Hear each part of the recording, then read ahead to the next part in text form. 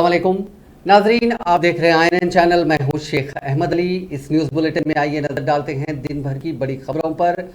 तेलंगाना की हुक्मरान जमात TRS की रुकने कानून साज काउंसिल की कविता, जिनसे दिल्ली शराब पॉलिसी स्कैम के सिलसिले में CBI पूछगछ करना चाहती है, उन्होंने राघवेंद्र उत्सव head branch DIG CBI ACB Delhi को मौसूबा मकतूब में कहा कि उनका नाम कहीं भी नहीं है। कविता, जो तेलंगाना के वजीर आला चंद्रशेखर राव की दुख्तर है, उन्होंने उनसे पूछगछ के लिए नोटिस जारी करने वाली CBI से ख्वाहिश की थी कि उनके खिलाफ शिकायत करने वाले की तफसीलात फराहम की जाए, जिस पर उन्हें किए गए एक मेल में जांच एजेंसी की जानिब से कहा गया था कि तमाम तफसीलात वेबसाइट पर दस्तयाब हैं। इसके जवाब में कविता ने इस नए मकतूब में जोर देते हुए कहा कि उन्होंने वेबसाइट के FIR के मवाद, मुलजिमीन के नामों के साथ साथ शिकायत के मवाद पर काफ़ी गौर किया। उनका नाम कहीं भी नहीं है। उन्होंने कहा कि वो 6 दिसंबर को CBI ओहदेदारों से मुलाकात के मौक़िफ़ में नहीं होंगी, क्योंकि वो पहले से तयशुदा प्रोग्राम के मुताबिक मसरूफ़ है।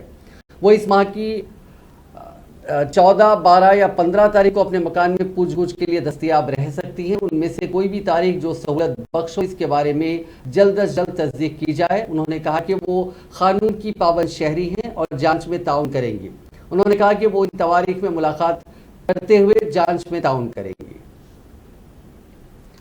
तेलंगाना PCC के सदर रेवंत रेड्डी ने दिल्ली शराब मामले में मुलविस मुलजिमीन को अंदरून एक हफ्ता तिहाड़ जेल मुंतकिल करने का मुतालबा किया। विकाराबाद में किसानों के मसाइल पर कांग्रेस की जानिब से मुनक़िदा धरने में शिरकत करते हुए रेवंत रेड्डी ने कहा कि शराब मामले में मुलविस अफराद को जेल भेजने से मरकज को कोई रुकावटें हायल नहीं है। इसके बावजूद इस मामले में टाल मटोल से काम लिया जा रहा है। उन्होंने कहा कि सोनिया गांधी और राहुल गांधी जैसे कौमी कायदीन के खिलाफ एनफोर्समेंट डायरेक्टरेट की नोटिस जारी होने पर ये कायदीन तहकीकात में हाजिर हुए, लेकिन शराब मामले में मुलविस कविता तहकीकात के लिए क्यों हाजिर नहीं हो रही है। रेवंत रेड्डी ने इस मौके पर काफी जज्बाती होते हुए कहा कि 2015 में रिश्वत के मामले में उन्हें गैर मुनसिफाना तौर पर जेल में रखा गया, यहां तक कि उन्हें उनकी बेटी की मंगनी की तकरीब में भी शिरकत से दूर रखा गया। आज उनकी बददुआ से चीफ मिनिस्टर की दुख्तर शराब केस में फंस गई है और CBI की नोटिस उन्हें उसूल हुई है।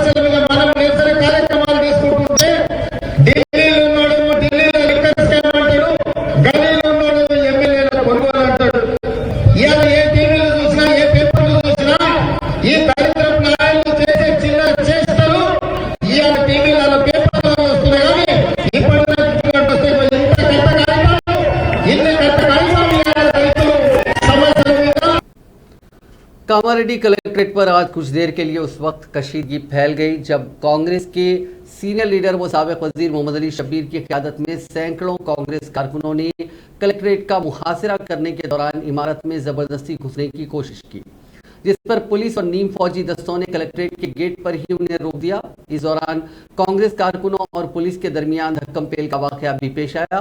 कांग्रेस पार्टी ने किसानों के मसाइल और धरानी पोर्टल को बर्खास्त करने का मुतालबा करते हुए कलेक्ट्रेट का मुहासिरा किया था। बादशाह कांग्रेस के सीनियर लीडर व साबिक वजीर मोहम्मद अली शब्बीर ने जिला कलेक्टर से नुमाइंदगी करते हुए याददाश्त पेश की। आपको बता दें कि आज रियासत भर में कांग्रेस पार्टी ने सभी कलेक्ट्रेट्स पर धरना दिया और मुतालबा किया कि धरानी पोर्टल को बर्खास्त किया जाए। किसानों से कर्ज माफी का जो वादा किया गया था उसे पूरा किया जाए और साथ ही पोडो अराजियात को लेकर जो तनाज़ा चल रहे हैं उन्हें दूर किया जाए।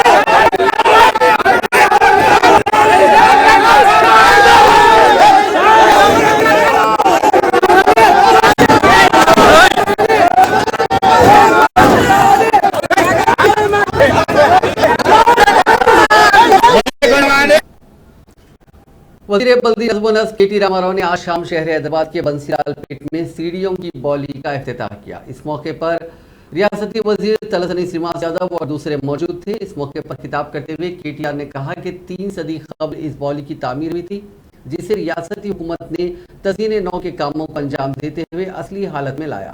साहित्य नामी रज़ाकाराना तंजीम के ताउन से ग्रेटर हैदराबाद म्यूनसिपल कॉरपोरेशन ने तज़ीन नौ के कामों को अंजाम दिया, जिससे सीढ़ियों की इस बॉली की खूबसूरती में इजाफा हुआ है। उन्होंने कहा कि तारीखी नौयत की हामिल इमारतों और यादगार को आने वाली नस्ल से वाकिफ करवाने के लिए हुकूमत इस तरह के कामों को अंजाम दे रही है। सदियों की तारीख रखने वाली ये बॉली हमारी सकाफत का हिस्सा है। पेशरफ हुकूमतों ने इसे नज़रअंदाज कर दिया था। उन्होंने बताया कि ये बॉली कचरा और मलबे से भरी हुई थी। 15 अगस्त 2021 में इस बॉली की सफाई का आगाज हुआ, जिससे तकरीबन 500 मीट्रिक टन कचरा और मलबे को निकाला गया।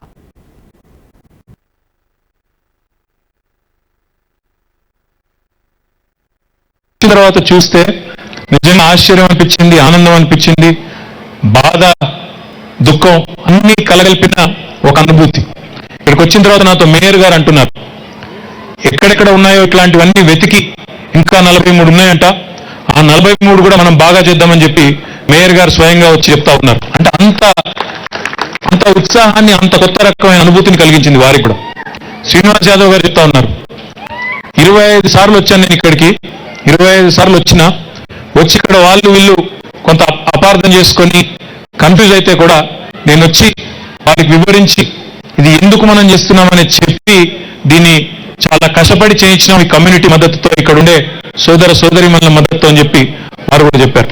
తర్వాత పైన మ్యూజియంలో తర్వాత తిరిగి చూస్తున్నప్పుడు ఫొటోస్ అన్ని చూపెడుతున్నప్పుడు కల్పన గారు, రాజశ్రీ గారు, వాళ్ళ బృందం అంతా కూడా, మా అరవింద్ కుమార్ గారి బృందం, శ్రీనివాస్ రెడ్డి గారు అందరూ చూపెడతా ఉంటే నిజంగా ఎంత శ్రమ దీని వెనకాల దాగుందో అర్థమైంది. 3900 మెట్రిక్ టన్నుల చెత్త, 3900 మెట్రిక్ టన్నుల చెత్తను ఈ ఒక్క బావిలోంచి తీసి 863 ట్రిపులు ఇక్కడి నుంచి లారీల్లో ఆ చెత్తను తరలించి ఇంత అద్భుతంగా 10 కోట్ల రూపాయలతో దీన్ని సుందరీకరించడం జరిగింది. కేవలం సుందరీకరణ మాత్రమే కాదు, చరిత్రకు సాక్ష్యంగా నిలిచే ఈ మెట్ల బావిని భవిష్యత్ తరాలు కూడా గుర్తుంచుకునే విధంగా ఇక్కడ మ్యూజియం, ఒక కెఫెటేరియా, ఒక యాంఫీ థియేటర్, అన్ని రకాల కళలకి, కళాకారులకి, సంస్కృతికి ఇదొక చిహ్నంగా మారాలన్న ఉద్దేశంతో దీన్ని ఈరోజు పర్యావరణ హితంగా, వాస్తుపరంగా, చారిత్రాత్మకంగా వీటన్నిటిని वजीर बल्दी नज़्म-ओ-नस्क के.टी. रामाराव ने स्पेशल चीफ सेक्रेटरी बल्दी नज़्म-ओ-नस्क अरविंद कुमार से ख्वाहिश की कि वो उस्मानिया यूनिवर्सिटी की सकाफती विरसे की हामिल खदीम बौली को बहाल करने के काम यूनिवर्सिटी के वाइस चांसलर के साथ मुशावरत के जरिए अंजाम दे। KTR ने नसीर नाशु नामी एक नौजवान की जानिब से इस खुसूस में किए गए ट्वीट पर रद्द-ए-अमल जाहिर किया। इस तालिब इल्म ने वजीर मौसूफ को ट्वीट करते हुए कहा कि उस्मानिया यूनिवर्सिटी कॉलेज ऑफ एजुकेशन की इस बॉली को बहाल करने का काम किया जाए। साथ ही उन्होंने इस बॉली की तस्वीर भी पोस्ट की। उनके इस ट्वीट पर रद्द-ए-अमल जाहिर करते हुए KTR ने यह हिदायत दी। वाज़ेह है कि रियासती हुकूमत ने हैदराबाद की सकाफती विरसे की हामिल इमारतों के साथ साथ सीढ़ियों वाली कई बॉलियों को न सिर्फ उनकी असली हालत में वापस लाने को यकीनी बनाया, बल्कि वहां पर सयाहती सरगर्मियों के आगाज के भी इक़दाम किए गए। वज़ीर फाइनेंस हरीश राव ने कहा कि ऑयल फार्म एक ऐसी फसल है जिसकी ज्यादा पैदावार और ज्यादा आमदनी होती है। आज वज़ीर मौसूफ ने सिद्दीपेट जिले के नारायणपेट मंडल के बिंजरुपल्ली गांव में शंकर नामी किसान के खेत में फार्म ऑयल का पौधा लगाया। इस मौके पर वज़ीर हरीश राव ने कहा कि इजाफी आमदनी के लिए इंटरक्रॉपिंग की जा सकती है। वजीर ने किसानों से ऑयल फार्म की फसलों की काश्त के लिए आगे आने पर जोर दिया। उन्होंने कहा कि कालेश्वरम प्रोजेक्ट के नतीजे में फार्म ऑयल की काश्त करने वाले किसानों को बहुत फायदा होगा। उन्होंने वाजे किया कि फार्म ऑयल की काश्त से काश्तकारों को बहुत ज्यादा फवायद हासिल होंगे। वो 30,000 माहाना के हिसाब से सालाना 3,60,000 आमदनी हासिल कर सकते हैं। उन्होंने कहा कि फसल साल में 24 बार होती है। उन्होंने कहा कि हम बैरून मुल्क से 1 लाख करोड़ रुपए मालियत का पाम ऑयल अपने मुल्क में दरामद करते हैं। वजीर मौसूफ ने कहा कि TRS हुकूमत की तरफ से पुरजोश अंदाज में शुरू किए गए कालेश्वरम प्रोजेक्ट ने सिद्दीपेट जिले में आबी ज़खायर के साथ पाम ऑयल की काश्त को मौजू बनाया है। BJP government double engine government అని గొప్పగా చెప్పే బీజేపీ ఇవాళ మహారాష్ట్రలో అధికారంలో ఉంది. కానీ ఆ బీజేపీ డబుల్ ఇంజిన్ గవర్నమెంట్ ఇచ్చే పెన్షన్ ఇంత పేదవాళ్ళకంటే 300 రూపాయలు మాత్రమే. కానీ మన ముఖ్యమంత్రి కేసీఆర్ గారు అంతకు పర్యంతలు 3,016 రూపాయలు ఇవాళ అందిస్తున్న విషయాన్ని మీరు గమనించాలి. మధ్యప్రదేశ్ ఉంటుంది, అది కూడా బీజేపీ గవర్నమెంటే. కానీ మధ్యప్రదేశ్ లో కూడా మీరు చూస్తే అక్కడ కూడా వికలాంగులకు ఇచ్చే పెన్షన్ 300 రూపాయలు మాత్రమే. అంటే ఇక్కడ మీరు ఆలోచించండి, ఈ రకంగా మీరు ఆలోచించండి. మధ్యప్రదేశ్ లో 300, మహారాష్ట్రలో 300, మరి మిగతా బీజేపీ పాలిత రాష్ట్రాలు ఎక్కడ చూసినా 300, 500, 1000 రూపాయలు. కానీ మన కేసీఆర్ గారు నెలకు 10 కేజీల బియ్యం ఇచ్చి 3,016 రూపాయల పెన్షన్ ఇచ్చి వికలాంగులకు అనేక రకాల కార్యక్రమాలు విషయాలు నా దృష్టికి తీసుకొచ్చినారు. నేను కూడా నా సాయశక్తులా మీకు సహకారం అందించడానికి ప్రయత్నం చేస్తాను.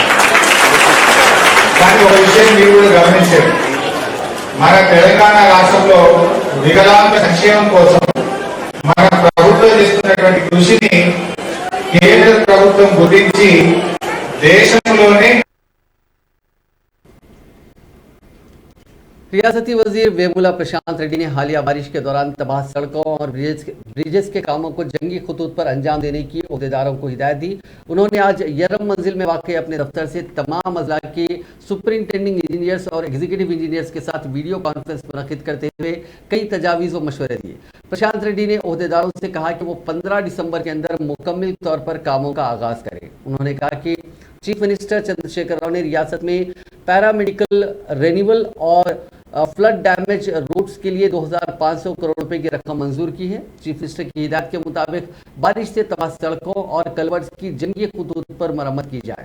उन्होंने कहा कि गुज़िश्ता 2 सीजन के दौरान शदीद बारिश की वजह से रियासत के कई मकामात पर सड़कें तबाह हुई हैं और कलवर्ट्स को नुकसान पहुंचा, इसलिए तजावीज़ तैयार करते हुए टेंडर तलब करें और कामों को जल्द से जल्द शुरू करें।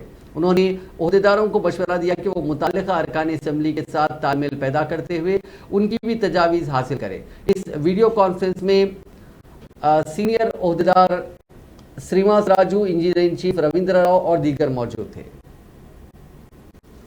वजीर ज़राअत निरंजन रेड्डी ने महबूबनगर जिले के तमाम असेंबली हलकों में तरक्याती कामों के लिए फीकस 15 करोड़ रुपए के फंड्स मंजूर करने पर चीफ मिनिस्टर चंद्रशेखर राव का शुक्रिया अदा किया। मीडिया से बात करते हुए वजीर ज़राअत ने कहा कि चीफ मिनिस्टर का दौरे महबूबनगर और जल्द से आम भी कामयाब रहा। उन्होंने कहा कि आमतौर पर चीफ मिनिस्टर अजला के दौरे के मौके पर हर असेंबली हल्के में तरक्याती कामों के लिए 1 करोड़ तक 3 करोड़ की रकम मंजूर करते थे, लेकिन इस मरतबा हर असेंबली हल्के के लिए 15 करोड़ रुपए मंजूर किए गए, जो इंतहाई मसरत की बात है। चीफ मिनिस्टर ने महबूबनगर जिले के लिए डबल बेडरूम के मकानात की मंजूरी में भी इजाफा करने का तयखुन दिया। उन्होंने कहा कि चीफ मिनिस्टर ने पालामूर रंगारेड्डी प्रोजेक्ट को मुकम्मल करने का भी तयखुन दिया, जिससे मुत्तहिदा जिले महबूबनगर की 25 लाख एकड़ अराजी काश्त के काबिल हो जाएगी। కుట్రలు పన్ని అనేక కేసులు వేసి పాలమూరు రంగారెడ్డి ప్రాజెక్టు జాప్యం కావడానికి కారణమైనారు. అయినా సరే ప్రతిబంధకాలను అవరోధాలను అధిగమిస్తూ ఈరోజు 80-85% ప్రాజెక్టు పూర్తి చేసుకోగలిగినాం. మిగిలినవి సాంకేతిక కారణాల చేత కొంత ఆగి ఉన్నా రాబోయే కాలంలో వాటి అన్నింటినీ కూడా పటాపంచలు చేసి విజయవంతం చేస్తాం. మరి ఈ స్ఫూర్తితోనే నిన్న గౌరవ ముఖ్యమంత్రి గారు పాలమూరు జిల్లాకు వచ్చినప్పుడు ఆయన సందర్శించినప్పుడు ప్రజలు బ్రహ్మరథం పట్టడం జరిగింది. కారు కూతలు కూస్తున్నటువంటి విపక్ష పార్టీలు నేతలు, కొంతమంది పార్టీలను నిప్పుకునేటువంటి నాయకులు నాయకురాళ్ళు, వాళ్ళ పార్టీల పరిస్థితి ఏందో నిన్న పాలమూరు ప్రజల గర్జన చూస్తే వాళ్ళకి అర్థమవుతుంది ప్రజలు ఎవరి పక్షాన ఉన్నారు అనేటువంటిది. ప్రజలు టీఆర్ఎస్కు కేసీఆర్ ప్రభుత్వానికి బ్రహ్మరథం పడతా ఉంటే వీళ్ళు వీధుల్లో మొరుక్కుంటూ తిరుగుతున్నారు. వాళ్ళ మొరుగుడుకు ప్రజలు గమనిస్తున్నారు. వాళ్ళ మొరుగుడును ఆ మొరుగుడిని ఎవరు కూడా పట్టించుకోవట్లేదు. కొద్దిమంది వెంబడేసుకున్నటువంటి కిరాయ సైన్యాలతోన అదరగొట్టేటువంటి ఉపన్యాసాలు చెప్తూ ఏదో ప్రజలు మా వెనుక ఉన్నారనేటువంటి భ్రమలు కల్పించే ప్రయత్నం కొంతమంది చేస్తున్నారు. బీజేపీ కానీ ఇతర పార్టీల నాయకులు కానీ ప్రజాక్షేత్రంలో వాళ్ళు గుండుస్తున్నారు. ప్రజలు బ్రహ్మరథం పడుతున్నది టీఆర్ఎస్ కేసీఆర్ సర్కారు. ఇవాళ పాలమూరుకు ముఖ్యమంత్రి గారు వచ్చిన సందర్భంగా ప్రజలు బ్రహ్మరథం పట్టేటువంటి తీరు ముఖ్యమంత్రి గారు కూడా మళ్ళీ గమనించినారు. ఆయన మనసులో ఉండేటువంటి ఆ ప్రేమ, పాలమూరుకు ఉండేటువంటి ప్రేమ, ఒక మహాద్భుతమైనటువంటి పాలమూరు రంగారెడ్డికి రూపకల్పన చేయడమే కాక పెండింగ్ ప్రాజెక్టులను పూర్తి చేసి జిల్లాను పచ్చబడగొట్టారు. ఇప్పటికే వానాకాలంలో 12 లక్షల పైచిలికి ఎకరాల సాగు అవుతుంది ఉమ్మడి జిల్లాలో. భవిష్యత్తులో 25-30 లక్షల ఎకరాల సాగు అవుతుంది. వందలాది చెక్ డ్యాంలను కొత్తగా మంజూరు చేసి నిర్మాణం చేసుకున్నాం. वजीर पंचायत राज एरवली दयाकर राव ने आज पार्वतीगिरी में पार्वताला गुड़ी शिवा टेम्पल का दौरा किया और वहां के तरक्याती कामों का जायजा लिया। इस मौके पर बात करते हुए उन्होंने कहा कि ये मंदिर करीब 850 साल पुराना है, 850 साल पुराना है और इसकी तरक्की के लिए रियासती हुकूमत ने 5 करोड़ रुपए खर्च किए हैं। इसके कुछ काम अभी बाकी हैं, जैसे यहाँ पे रिहाइश जो डिवोटीज आते हैं उनके लिए रिहाइश का इंतजाम करना है, जिसके लिए 70 लाख रुपए खर्च किए जाएंगे। इस मंदिर का इफ्तिताह रेनोवेशन के बाद 26 जनवरी 2023 को तय किया गया है। ओहदेदारों ने बताया कि उस वक्त तक मंदिर के बाकी काम भी मुकम्मल कर लिए जाएंगे। ये मंदिर के अतराफ में करीब 200 गांव हैं और इस के इफ्तिताही तकरीब में सभी गांव के लोगों को मदऊ किया गया है। इसके लिए वसी इंतजाम किए जा रहे हैं।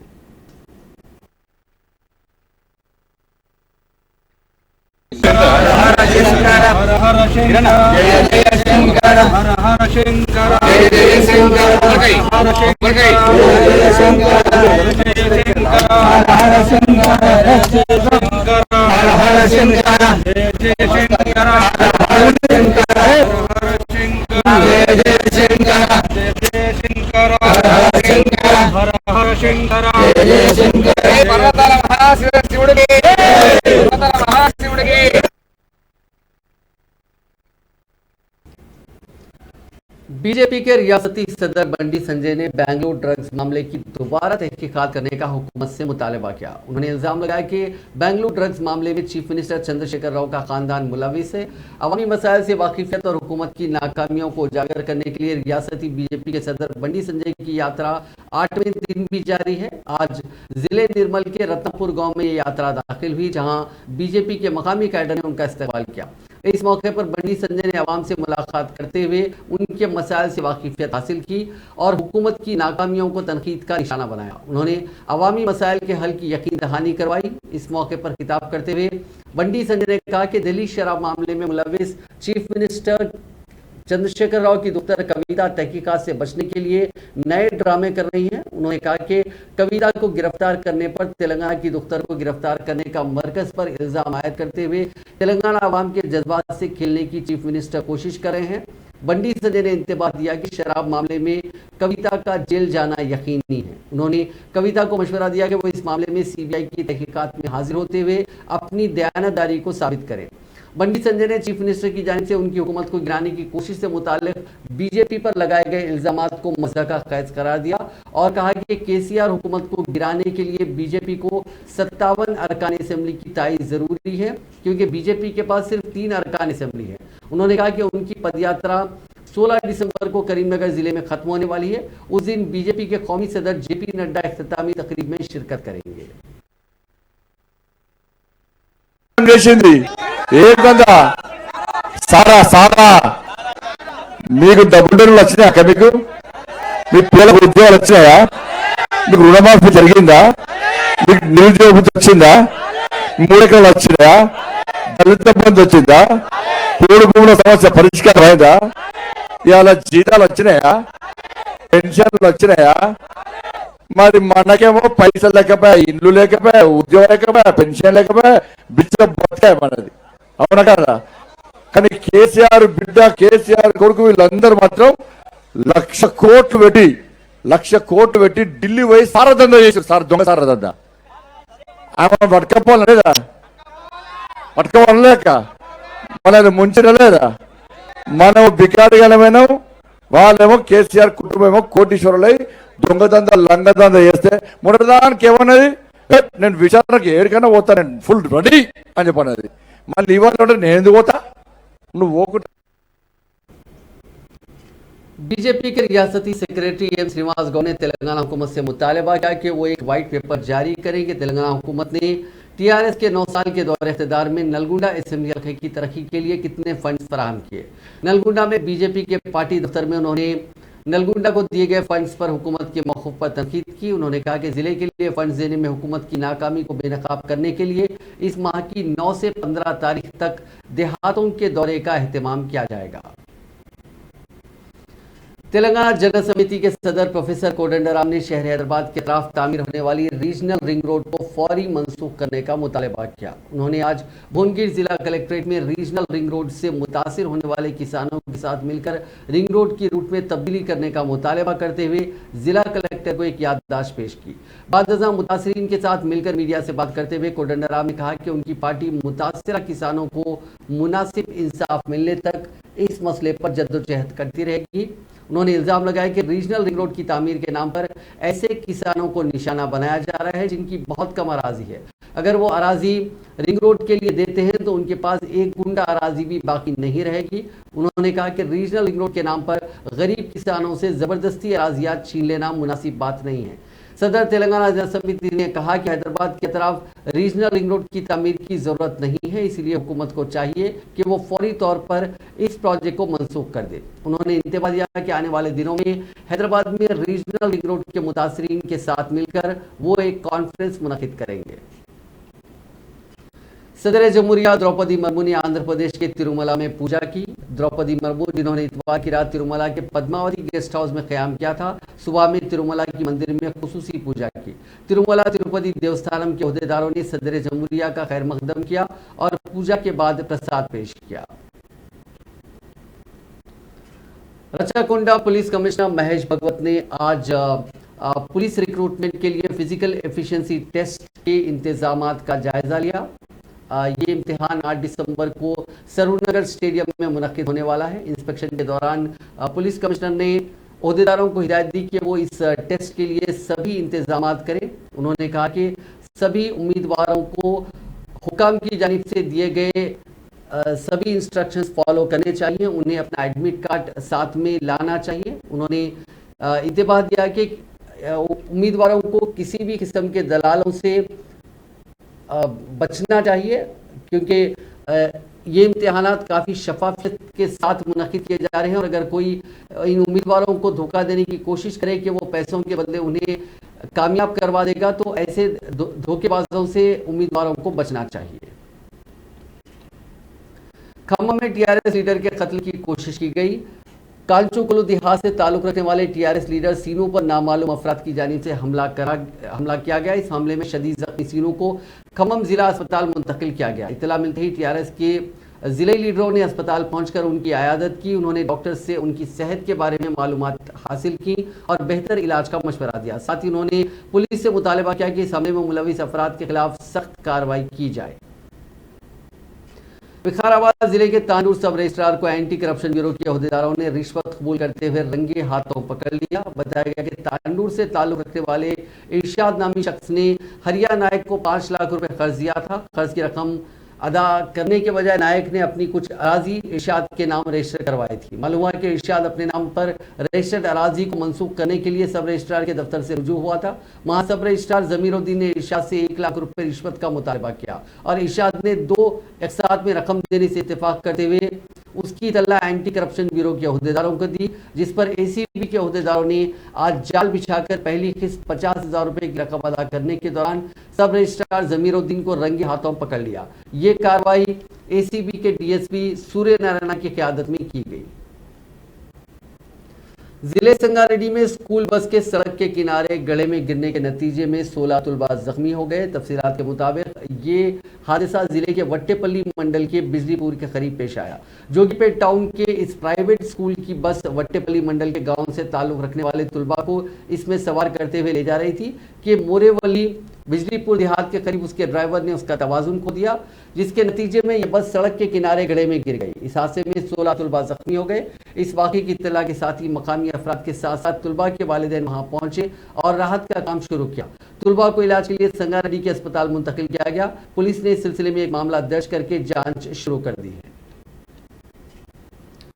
दावत में शिरकत के बाद वापसी के दौरान तेलंगाना के मेदक जिले में कार को लॉरी की टक्कर के नतीजे में एक शख्स हलाक और बाज दीगर जख्मी हो गए। जिले के हवेली घनपुर मंडल का रहने वाला 35 साला गणेश दीगर साथियों सुकरू जोली रमेश के साथ पुत्तूर तांडे में एक दावत में शिरकत के लिए कार में रवाना हुआ। वापसी के दौरान औरंगाबाद तांडे के करीब उनकी कार को लॉरी ने टक्कर दे दी। तेज रफ्तारी की वजह से कार चलाने वाले ने इसका तवाजुन खो दिया और ये कार करीब में वाक़ दरख्त से टकरा गई। इस हादसे में गणेश मौके पर ही हलाक हो गया, जबकि कार में सवार उसके दीगर साथी शदीद जख्मी हो गए, जिनको इलाज के लिए अस्पताल ले जाया गया। ताहम उनको बेहतर इलाज के लिए हैदराबाद के एक अस्पताल मुंतकिल किया गया। पुलिस ने इस सिलसिले में एक मामला दर्ज करके जाँच शुरू कर दी है। मकामी अफराद ने बताया कि गणेश की लाश कार में फंस गई थी, ताहम इसको काफी कोशिशों के बाद निकालने में कामयाबी हासिल की गई।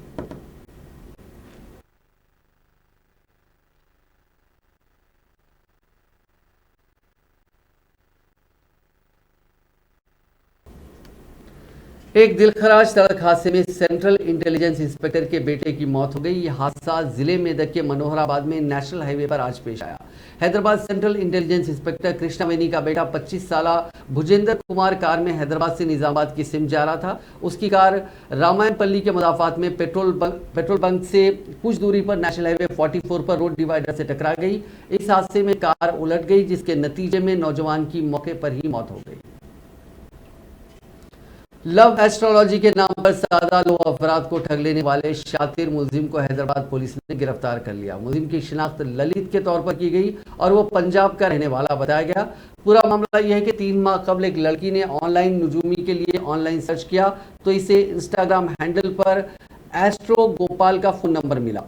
प्रोफाइल देखने पर मालूम हुआ कि इसका नाम गोपाल शास्त्री है। राब्ता कायम करने पर उसने परेशानियां दूर करने के लिए पूजा के नाम पर उससे 32,000 रुपये वसूल किए। इसके बाद दूसरे मसाइल दूर करने के लिए उसने जुमला 47,11,808 रुपये उससे वसूल कर लिए। इसके बाद भी मुश्किलात दूर नहीं हुई। रकम की वापसी का मुतालबा करने पर उसने अपना फ़ोन नंबर बंद कर दिया। मुतासरा ने सीसीएस से रुजू होकर शिकायत की। पुलिस ने छानबीन के बाद ललित को गिरफ्तार किया, जो अपने आप को ज्योतिष जाहिर कर रहा था। इसके बाद से 2 सेलफोन और 2 डेबिट कार्ड जब्त कर लिए गए। दरअसल ललित का बाप गोपाल शास्त्री नुजूमी था। मुलजिम अपने बाप का नाम इस्तेमाल करके खुद को ऑनलाइन ज्योतिषी जाहिर करके परेशान हाल अफराद को धोखा देकर उनकी मेहनत की गाड़ी कमाई लूट लिया करता था।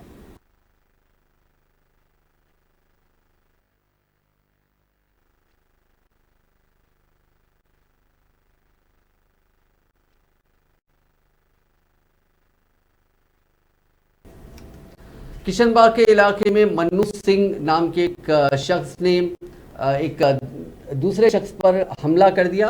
बताया जा रहा है कि गाड़ी की रिकवरी का कुछ मामला था। पुलिस स्टेशन जब ये पूरा मामला रोड पर मारपीट हुई, इनको पुलिस स्टेशन ले जाया गया, लेकिन पुलिस स्टेशन में भी उस शख्स के साथ मारपीट की गई।